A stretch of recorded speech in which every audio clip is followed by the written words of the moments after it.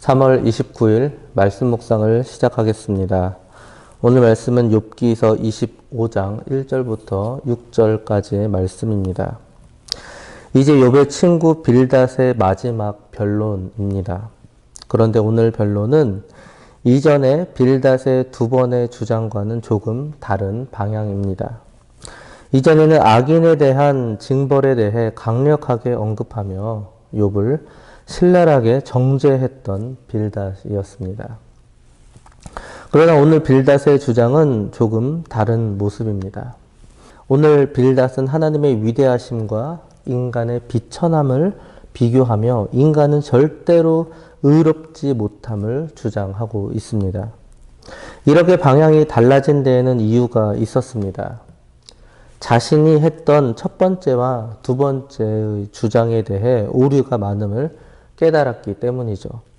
현실의 삶 속에서의 고통은 반드시 죄가 있기 때문이라는 인과응보론이 욥의 반박으로 인하여서 그 오류가 드러났기 때문입니다. 그래서 그는 안 되겠다 싶어서 방향을 다른 쪽으로 틀을 수밖에 없었습니다. 그리고 전체적으로도 이 친구들의 주장이 한풀 꺾인 모습입니다. 이와 관련하여서 소발은 세 번째 자신의 주장을 언급하지도 않았던 것이죠. 그래서 빌닷은 다소 방향을 틀어서 하나님의 위대하신 권능과 위엄, 그리고 인간의 악함과 비천함에 대해 대비를 통하여서 하나님 앞에서 주장될 수 있는 인간의 의의는 아무것도 없으며 그분 앞에서는 인간의 모든 악함과 연약함이 그대로 드러날 수밖에 없음을 주장하였습니다. 맞습니다. 맞죠? 빌닷이 드디어 정신을 차리고 욥을 인정하는 것처럼 보입니다. 그러나 실상은 정반대였습니다. 빌닷의 주장은 100번 옳은 하나님의 말씀 그대로였습니다.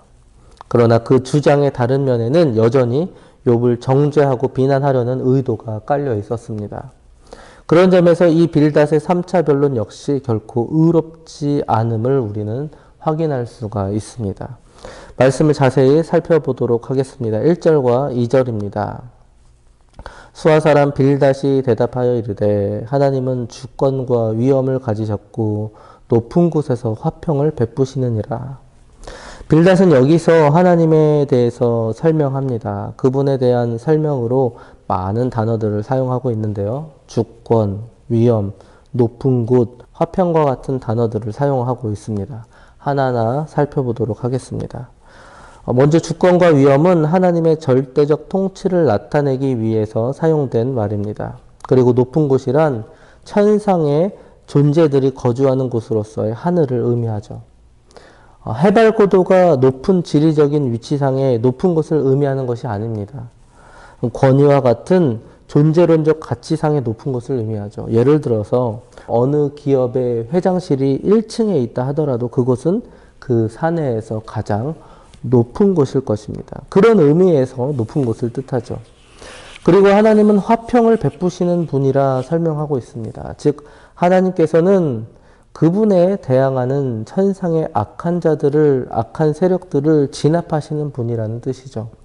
천상의 존재들마저 하나님의 절대적 주권과 통치에 굴복할 수밖에 없음을 말해줍니다. 즉 빌닷은 지금 자신의 주장을 통해서 인간은 감히 만물의 주권자 되시는 하나님 앞에서 자신의 권리를 주장할 수 없음을 강조하고 있는 것입니다. 그렇게 함으로써 하나님께서 공의를 속히 실행하지 않는다고 불평했던 누구죠? 이 욥을 하나님의 주권에 도전하는 그런 불의한 자로 비난하고 있는 것이죠.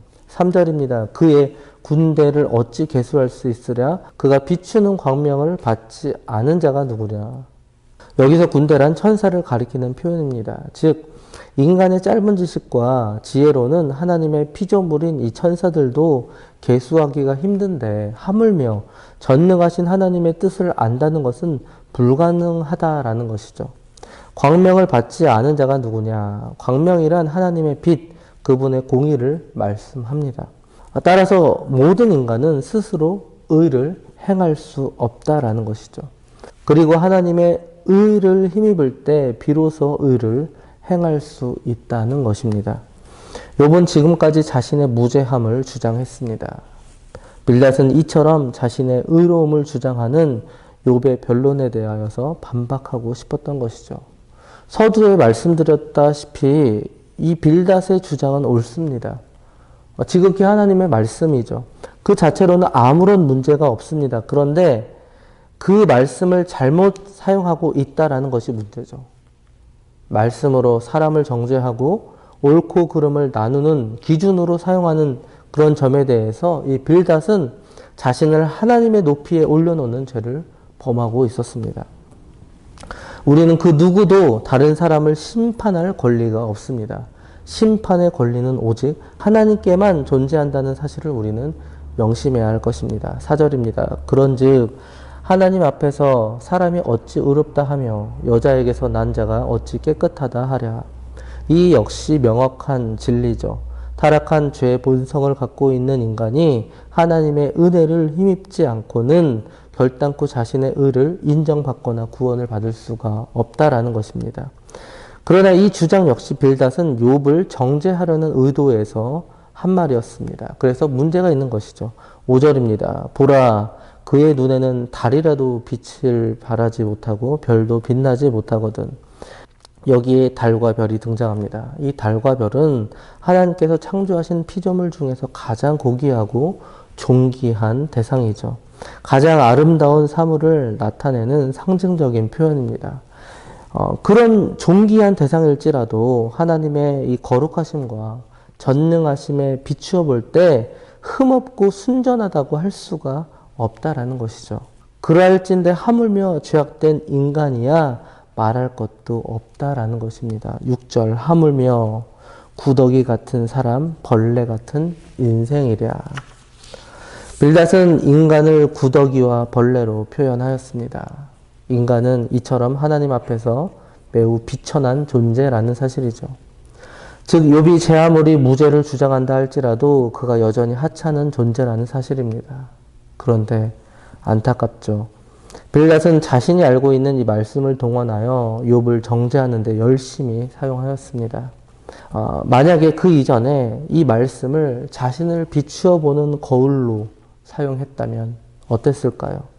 만약 빌닷이 욥을 바라보기 이전에 자기 자신부터 말씀으로 바라보았다면 빌닷은 욥에게 훨씬 좋은 말들로 그를 위로해 줄 수 있었을 것 같습니다. 말씀을 마무리하겠습니다. 빌닷의 마지막 변론에 이르기까지 그렇게 전개된 이 욥에 대한 이 세 친구들의 이 변론은 욥을 진정으로 이해하고 위로하기보다는 계속해서 자신들의 편협하고 또 잘못된 인과응보론을 기계적으로 적용할 뿐이었습니다. 그리고 계속해서 욥을 정죄하려는 율법주의자적인 그런 태도를 벗어나지 못하였습니다. 결론적으로 계속된 이 세 친구들의 길고 긴 변론은 욥에게 아무런 위로도 되지 못했습니다. 욥의 고난 문제에 대한 그 어떤 해결책도 제시하지 못했습니다. 그런데 참 궁금합니다. 욥기는 분량이 어마어마하죠. 그렇다면 왜 성경은 이처럼 헛되고 그리고 어떤 해결책도 제시하지 못하는 이 세 친구들의 길고 긴 이 변론으로 이 아까운 성경의 지면을 낭비하고 있는 것일까요? 결론적으로 말씀드리면 이것은 낭비가 아니라 절대적인 진리를 정확하게 말씀해주고 있는 것입니다. 욥기의 주제는 신정론입니다. 쉽게 말해서 하나님께서 하시는 모든 것이 정답이다라는 뜻이죠. 그리고 반대로 인간적인 논리와 노력만으로는 참된 위로와 그 어떤 문제 해결도 이루어지지 못한다는 사실입니다.